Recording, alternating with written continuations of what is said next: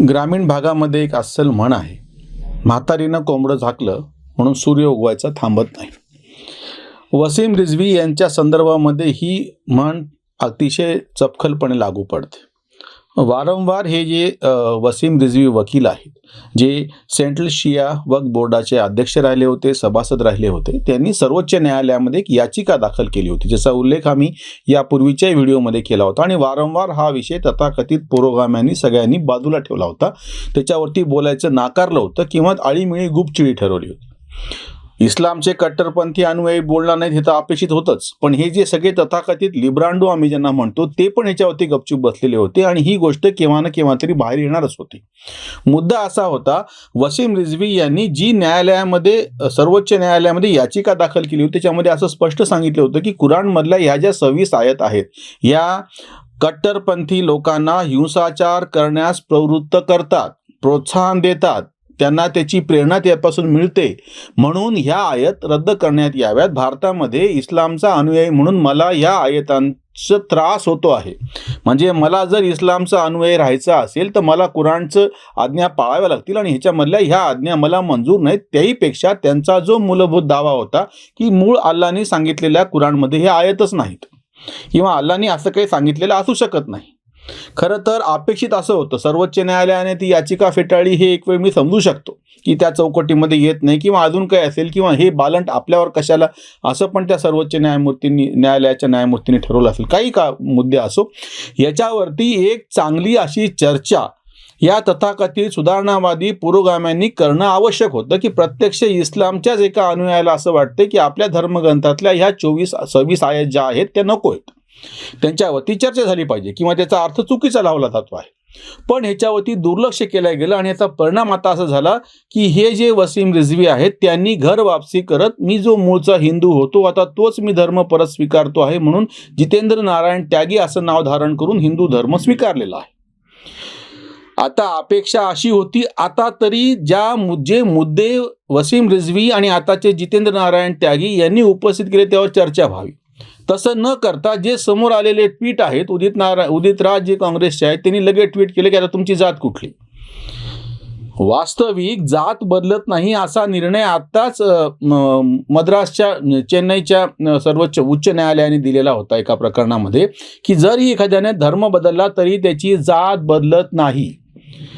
म्हणजे मूळचा एखादा दलित आता ख्रिश्चन झालेला असेल, मूळचा एखादा दलित जर त्यानं इस्लाम स्वीकारला असेल तरीही त्याची मूळ जात जात नाही. इतकंच नाही, भारतामध्ये ज्यांनी कोणी इस्लाम स्वीकारला त्यांना त्यांची जी काही मूळ जात होती ती बदलता आलेली नाही. असंख्य उदाहरणं आहेत या सगळ्याची. पण तरी ते बाजूला ठेवून आणि आता प्रश्न काय विचारला जात आहेत की हे वसीम रिझवी हिंदू झाल्याच्या नंतर त्यांची जात कुठली. अरे तुम्हाला करायचंय काय त्याच्याशी? जर तुम्ही स्वतःला पुरोगामी म्हणून घेत आहात, जर कोणी हिंदू धर्म स्वीकार असेल तर त्याला फक्त आपण हिंदू म्हणूयात ना. तसं ही स्वातंत्र्य, समता, बंधुता ही तत्व लोकशाही आधुनिक मूल्य म्हणून आपण स्वीकारल्याच्या नंतर ह्याच्यामध्ये पडायचं पुन्हा कारणच नाही. जोपर्यंत कुणाला प्रत्यक्ष त्या जातीचे काहीतरी फायदे घ्यायचे आहेत राखीव जागांसाठी म्हणून, तोपर्यंत त्या माणसाला आपली जात सांगण्याचं बंधन असण्याचं काही कारणच नाही. आणि समजा असा जो कोणी असेल की मी दलित आहे पण मला जातीचे फायदे घ्यायचे नाहीत, मी माझी जात सांगणार नाही, मी कागदपत्रावरती फक्त हिंदू लिहिल, माणूस लिहिल, काय लिहायचं ते, त्याला ते स्वातंत्र्य आपल्या घटनेनं दिलेलं आहे. कुणालाही त्याची जात सांगण्याचं बंधन करता येत नाही. म्हणजे समजा आता हे जे कोणी वसीम रिझवी वकील आहेत ज्यांनी आता हिंदू धर्म स्वीकारलेला आहे त्यांना त्यांची जात काय आहे हा पूर्णपणे पुरोगामित्वाच्या दृष्टीनं, इतरांच्या दृष्टीनं काय असेल तर गोष्ट वेगळी, पूर्णपणे अप्रस्तुत असा प्रश्न आहे. त्यांची जात विचारायचं काही कारणच नाही. दुसरा महत्त्वाचा मुद्दा परत या निमित्तानं समोर येतो आहे की वसीम रिझवींनी जो मूळ प्रश्न उपस्थित केलेला होता की कुराणमधला ह्या 26 आयत आम्हाला नकोय, त्याची चर्चा करणार की नाही. कुराणचे अनुयायी म्हणजे इस्लामचे अनुयायी कट्टरपंथी असं म्हणतात की कुराणवरती प्रश्न उपस्थित करायचा नाही. कशासाठी उपस्थित करायचं नाही की हे अल्लाने दिलेला शब्द आहे आणि तो बदलण्याचा अधिकार तुम्हाला कोणाला नाही. हे बरोबर आहे, पहिलं वाक्य हे अर्ध सत्य आहे की हे मुळात अल्लाने दिलेलं आहे की नाही. कुराणमधल्या आयत ह्या कोणी दिलेल्या आहेत चर्चा करण्याच्या पेक्षा ते आजच्या जर काळाशी सुसंगत नसतील तर तो भाग अल्लाने दिलेला असू शकत नाही, असंच त्याच्यातल्या ज्यांची श्रद्धा आहे त्यांचं पण म्हणणं आहे. हे कुठल्या बाहेरच्या माणसांनी सांगितलेलं नाही. जो मुद्दा गांभीर्याने आता समोर येतो आहे, सगळ्यात जास्त या कट्टरपंथीयांचा त्रास त्याच धर्माच्या अनुयायांना झालेला आहे. अमजद साबरी म्हणून पाकिस्तानमधले जे कव्वाल आहेत, भरदो झोली मेरी या मोहम्मद हे त्यांची गाजलेली कव्वाली आहे, त्यांची हत्या 2016 मध्ये याच कट्टरपंथीयांनी केलेली होती. इतकंच नाही, इसिस किंवा ह्या बाकी सगळ्या इस्लामी कट्टरपंथी गटांनी जे आत्तापर्यंत हल्ले केले, बॉम्बस्फोट केले, हत्याकांड केली, त्या सगळ्यामध्ये बळी गेल्यामध्ये सगळ्यात जास्त संख्या ही प्रत्यक्ष इस्लामच्याच अनुयायाची आहे. म्हणजे हा सगळ्यात मोठा त्रास त्याच धर्माच्या अनुयायांना होतो आहे. हा मुद्दा वसीम रिझवीच्या निमित्तानं समोर येतो आहे. त्याचा त्रास बाकीच्यांना कसा झाला हा मुद्दा नंतर आहे. म्हणजे या कट्टरपंथीयांनी बामियानाच्या बुद्ध मूर्ती तोडल्या, ह्या कट्टरपंथीयांनी इस्रायलमध्ये ज्यूंशी कशा पद्धतीनं संघर्ष केला, याच कट्टरपंथीयांनी ट्विन टावरवरती हल्ला करून ख्रिश्चन धर्माच्या अनुयायांवर, ख्रिश्चन धर्म कसा आपल्या विरोधात आहे म्हणून कसे हल्ले केले. आणि आपण तर प्रत्यक्ष भारतामध्ये हिंदूंवर केलेल्या हल्ल्याचा 1000 वर्षांपासून अनुभव घेतो आहोत. हे तर हा एक महत्त्वाचा भाग आहे, गंभीर भाग आहे. त्याच्यापासून जगभरातल्या इतर धर्माच्या अनुयायांना जे काही सहन करावं होतं ते तर आहेच आहे. पण आता वसीम रिझवी जे सांगतायत की प्रत्यक्ष इस्लामच्या अनुयायालाच याचा त्रास होतो आहे. मी ज्या सामाजिक क्षेत्रात काम करतो, फक्त मी त्यांचं नाव सांगू शकत नाही, त्या तरुण मुलगा जो इस्लामचा अनुयायी होता त्यांनी अशी आमच्याकडे तक्रार केली. तो मुलगा गे पैकी होता, LGBT सोसायटीपैकी. तो मुलगा अतिशय व्याकुळ स्वरूपात असं म्हणला की मुझे कहीं तो भी भगा दो, मुझे इसके लिए मदद करो, अगर मैं मेरे पेरेंट्स के साथ घर में चला गया तो मेरी कौम मुझे जिंदा नहीं छोड़ेगी. ही तक्रार कोण करत आहे? तो प्रत्यक्ष इस्लामचा अनुयायीच आपल्या इस्लामी पालकांबद्दल अशी तक्रार करतो आहे की मी गे आहे, हे माझ्या धर्माच्या अनुयायांना, माझ्या नातेवाईकांना सहन होत नाही, ते मला जगू देणार नाहीत. म्हणजे वसीम रिझवीच्या निमित्ताने जो गंभीर मुद्दा समोर येतो आहे की प्रत्यक्ष त्याच धर्माच्या अनुयायांना याचा त्रास होतो आहे.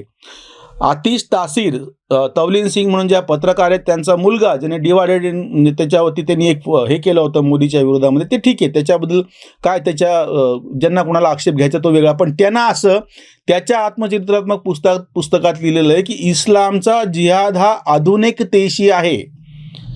सलमान तासीर त्याचे वडील, आतिश तासीर हा जो मुलगा आणि तवलीन सिंग ही त्याची आई, तो आपल्या पुस्तकामध्ये असं स्वच्छपणे सांगतो आहे इस्लामचा जिहाद हा आधुनिकतेशी आहे, नवीन काळाशी इस्लाम जुळून घेत नाही आहे, याचा त्रास इस्लामच्याच अनुयायांना होतो आहे.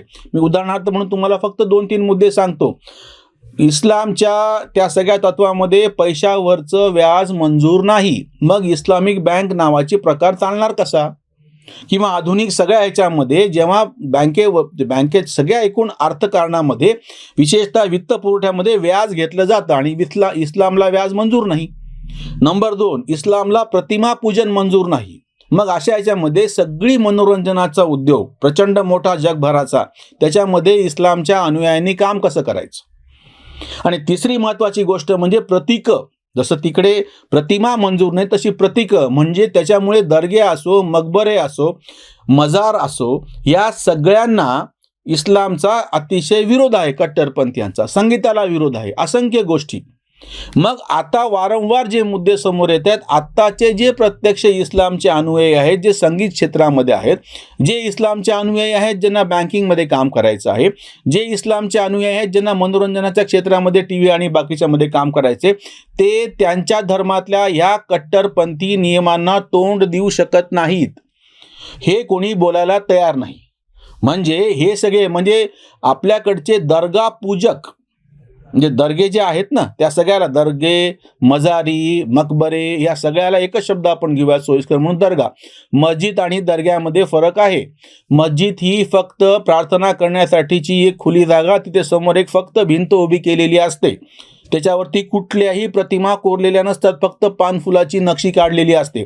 प्राण्यांचे, माणसांचे, कुठल्याही सजीवाच्या आकृती काढलेल्या इस्लामला मंजूर नाहीत. ओके. आता जे दर्गे आहेत ते दर्गे म्हणजे त्या संतांच्या मृत्यूनंतर त्याला त्या ठिकाणी पुरलेला असतं, म्हणून तो दर्गा आणि त्याच्या तो मृत्यूदिन आहे, त्या ठिकाणी उरूस साजरा केला जातो. हे इस्लामला मंजूर नाही, कट्टरपंथी इस्लामला. आज भारतासारख्या देशामध्ये किंवा भारतीय उपखंडामध्ये प्रचंड मोठ्या प्रमाणात इस्लामचे अनुयायी दर्गा पूजन करतात, उरूस भरतो, त्याचा संदल निघतो म्हणजे मिरवणूक निघते, त्या ठिकाणी कव्वाल्या होतात, कव्वाल्यांची तर कित्येक वर्षांची परंपरा आहे. हे सगळं कट्टरपंथी इस्लामला मंजूर नाही आणि ह्याचा त्रास त्याच इस्लामच्या अनुयायांना होतो आहे, कलाकारांना होतो आहे. विल्यम डारलिंपल म्हणून जे पत्रकार आहेत त्यांनी सातत्याने पाकिस्तानमधले जे सगळे मदरसे आहेत त्या ठिकाणी कसं कट्टरपंथी शिक्षण दिलं जातं आहे, कशा पद्धतीनं त्यातले जे कलाकार आहेत त्यांचे वाद्य तोडून दिले जात आहेत, जी मुलं गाणं शिकू पाहत आहेत त्यांना कसा त्रास दिला गेला जातो आहे, जे नृत्य करू पाहत आहेत त्यांना कसं त्याच्यावरती त्रास होतो आहे, हे वारंवार समोर आणलेले लिहून दाखवलेलं आहे. म्हणजे हे भारतातलं मी सांगत नाहीये. विल्यम डारलिंपल ह्या पत्रकारांनी वारंवार पाकिस्तानमध्ये कशा पद्धतीनं हे मदरसे आणि त्यांच्यातलं दिलं जाणारं शिक्षण आणि त्याच्यामुळे होणारी हानी त्या प्रदेशामध्ये कशा पद्धतीने हे सगळं केलं जात आहे हे वारंवार समोर येते. म्हणजे वसीम रिझवीच्या निमित्ताने इस्लामचा अंतर्गत जो संघर्ष आहे, जो आधुनिकतेशी आहे, जो आतिश तासीर सांगतो आहे, हे समोर येतं आहे. ही समजून घेण्याची गोष्ट आहे. जी पद्धतीची घरवापसी वसीम रिझवी यांनी केली आणि जितेंद्र नारायण त्यागी असं नाव धारण केलेलं आहे. आता पुरोगाम्यांनी याचं उत्तर द्यावं की तुम्ही आजपर्यंत टीका करत होते की बाहेरचे लोक हे या पद्धतीनं टीका करत होते, आता जसं इतर धर्मातल्या सुधारणांसाठी त्याच धर्मातल्या लोकांनी पुढाकार घेतला, इस्लामच्या सुधारणांसाठी इस्लाममधल्या कट्टरपंथीयांच्या विरोधामध्ये कोण उतरायला तयार आहे? इस्लामचेच अनुयायी. आणि त्याला पाठिंबा द्यायला किती पुरोगामी तयार आहेत, हा आता महत्त्वाचा प्रश्न आहे.